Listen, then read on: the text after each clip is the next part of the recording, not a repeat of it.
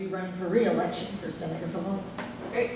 So thank you for the question. I get asked this a lot. And so I guess a little bit about me. I grew up in Arlington County. I've been serving this community for several years in various volunteer capacities. I just really love the environment that this community provides us, and being able to serve everywhere from the Civic Association to commissions provided me an opportunity to learn that, frankly, as much as we can do locally, there's so much that really relies on state action.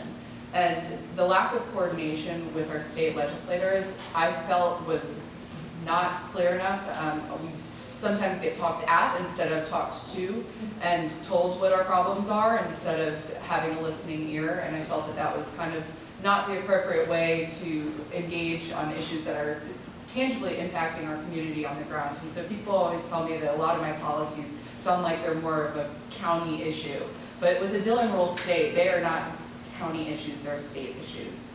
And so when I decided to run for this seat, I think that I've said this, and I don't want to continue to be negative, but truly I did not feel comfortable having someone represent me that I felt was not representing the issues of the constituents, but rather whether it be a private employer or taking action that was related to donations that have been made.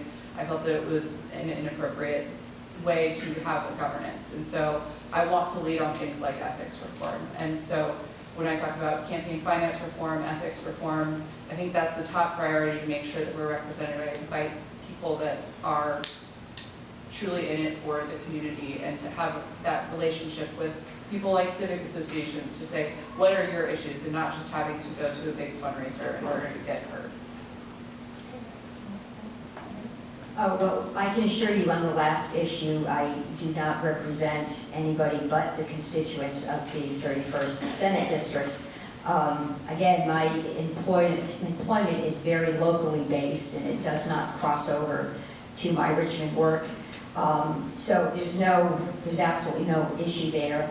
And the other point I will just make is I've never looked at my donation records before I've taken a vote.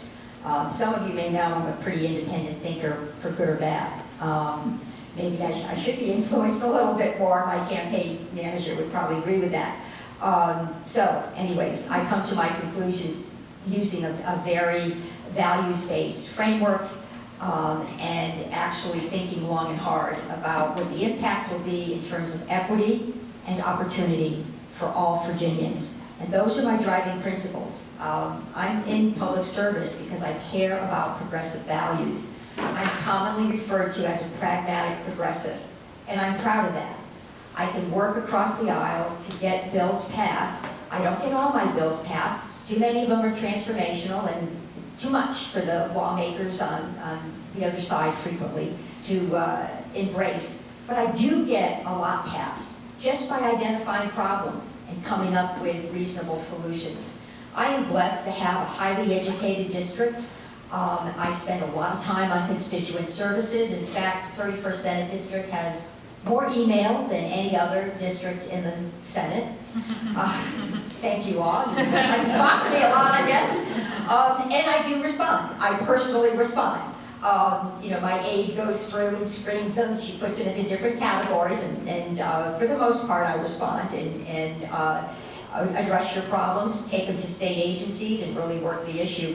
And I do want to say I have a good ability to work with diverse constituencies. I bring together lots of stakeholder groups. I'm a consensus builder. Okay, this one is